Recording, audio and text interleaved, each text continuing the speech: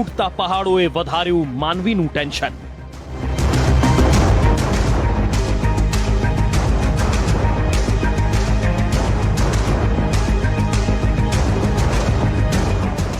મેદાની રાજ્યોમાં મેઘાનો વધુ એક માર.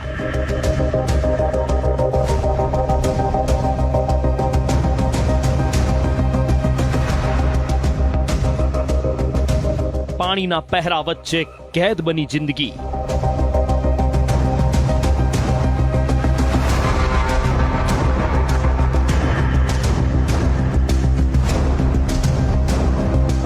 નદીઓ તોફાની બની તો દોરડા પર લટકી જિંદગી.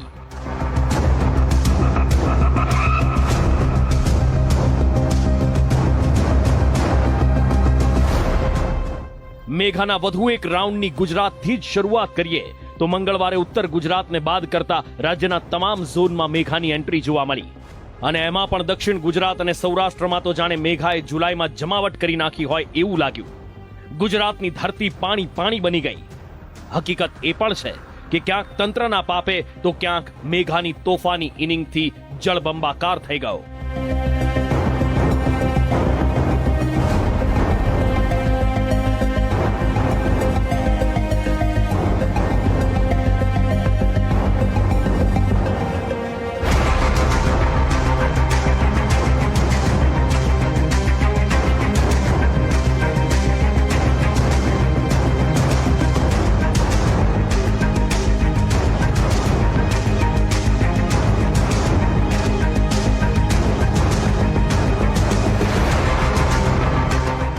ટીવી સ્ક્રીન પર દેખાતા આ બે દ્રશ્યો જે રીતે અલગ છે એ જ રીતે ગુજરાતના બંને જિલ્લા અને દિશા અલગ છે.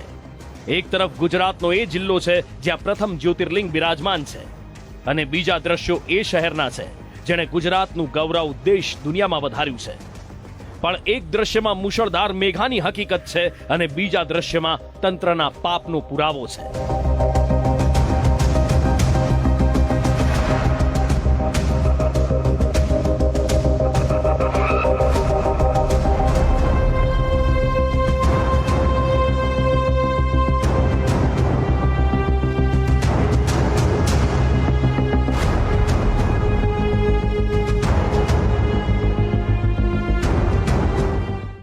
સૌથી પહેલા વાત તંત્રના પાપે ભરાયેલા પાણીની કરીએ તો હીરાનગરી તરીકે જગત આખામાં જાણીતું સુરત શહેર અત્યારે પાણી નગરી જેવું ભાસી રહ્યું છે. પછી એ શહેરનો પોશ વિસ્તાર હોય કે પછાત, સુરત સિવિલ હોસ્પિટલ બહારનો વિસ્તાર હોય કે પછી ડુંભાલનો રહેણાંક વિસ્તાર હોય, ચોક બજાર, લાલગેટ સહિતના વિસ્તારો વરસાદી પાણીમાં ડૂબવા લાગ્યા. સુરત જિલ્લામાં પણ કંઈક આવી જ સ્થિતિ જોવા મળી. કડોદરા અને બારડોલીને પણ સામાન્ય વરસાદે પાણી પાણી કરી નાખ્યા.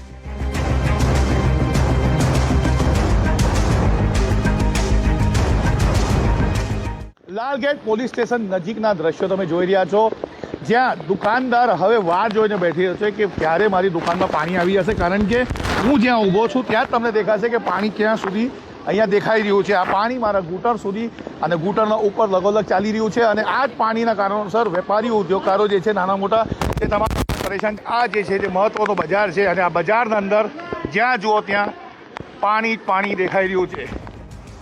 સુરત શહેરના એક બાદ એક વિસ્તારો જ્યારે પાણીમાં આ રીતે ગરકાવ થાય ત્યારે સ્વાભાવિક છે સુરતવાસીઓનો ગુસ્સો પણ સાતમા આસમાને પહોંચે. કેમ કે મહાનગરપાલિકાને અનેક વખત રજૂઆત કરવા છતાં પણ જો સમસ્યાનું નિરાકરણ ન મળે ત્યારે ગુસ્સો આવવો એ માનવીની પ્રકૃતિ છે.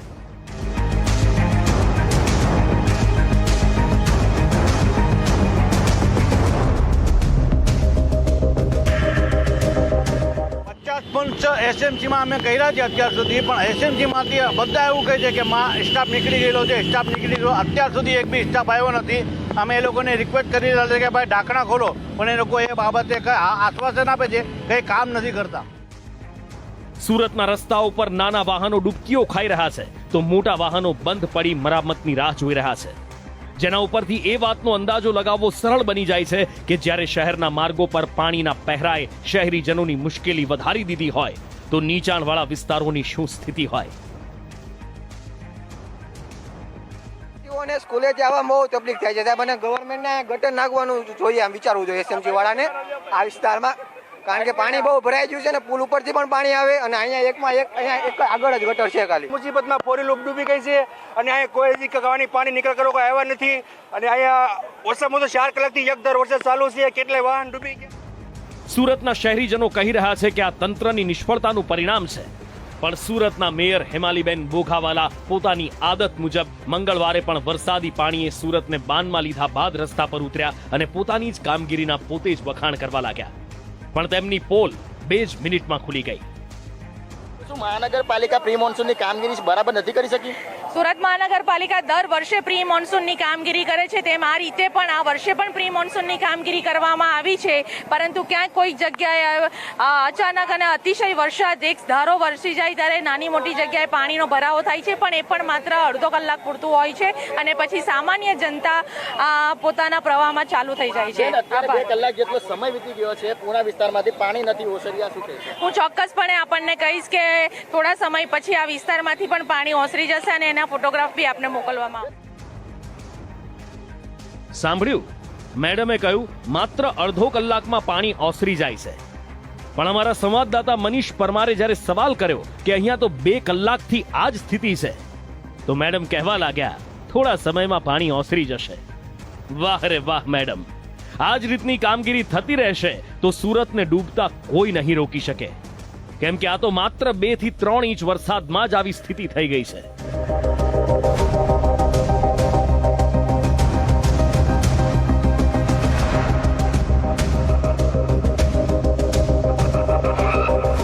મેઘો અનરાધાર વરસે કે સામાન્ય, પણ પાણીમાં ડૂબવું એ સુરતની જાણે નિયતિ બની ગઈ હોય એવું લાગી રહ્યું છે.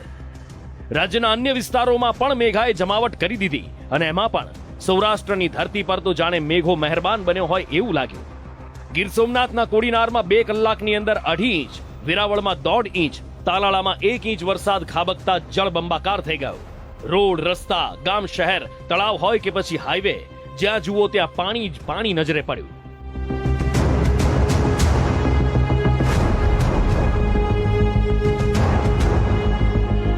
આ તરફ રાજકોટ જિલ્લામાં પણ મેઘો મન મૂકીને વરસ્યો. ધોરાજીમાં 2 કલાકમાં 5 ઇંચ વરસાદ વરસતા રસ્તાથી લઈને રહેણાંક પાણીમાં ગરક થતા જોવા મળ્યા.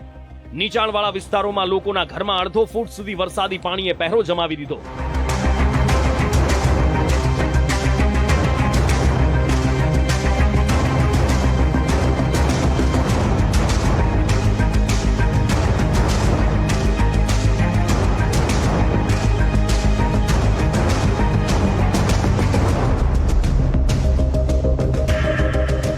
મધ્ય ગુજરાતમાં અમદાવાદથી લઈ વડોદરા, છોટાઉદેપુરમાં પણ મેઘાની હાજરી જોવા મળી. ટૂંકમાં કહીએ તો દક્ષિણ ગુજરાતથી લઈને સૌરાષ્ટ્ર અને મધ્ય ગુજરાતમાં ક્યાંક મહેર તો ક્યાંક મુશ્કેલીનો મેઘો હાજરી પુરાવતો જોવા મળ્યો. અને હજી પણ મેઘાની આવી જ ઇનિંગ આવનાર 4 દિવસ સુધી રહેવાનું હવામાન વિભાગનું અનુમાન છે.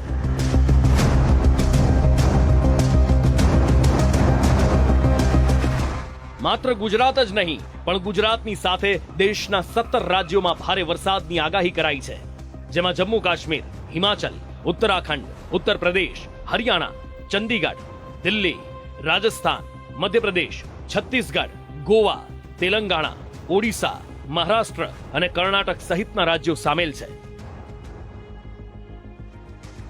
હિમાચલ પ્રદેશમાં ચોમાસું સક્રિય છે અને આવનારા 4 દિવસ સુધી ભારે વરસાદની આગાહી કરાઈ છે. પણ રાહતની વાત એ છે કે હવે હિમાચલમાં મેઘાનું રેડ અને ઓરેન્જ એલર્ટ નથી, પણ તેમ છતાં 21 જુલાઈ સુધી મેદાની વિસ્તારો અને મધ્યમ ઊંચાઈ પર કેટલાક સ્થળોએ ભારે વરસાદ અને વાદળ ફાટવાની શક્યતા વ્યક્ત કરાઈ છે.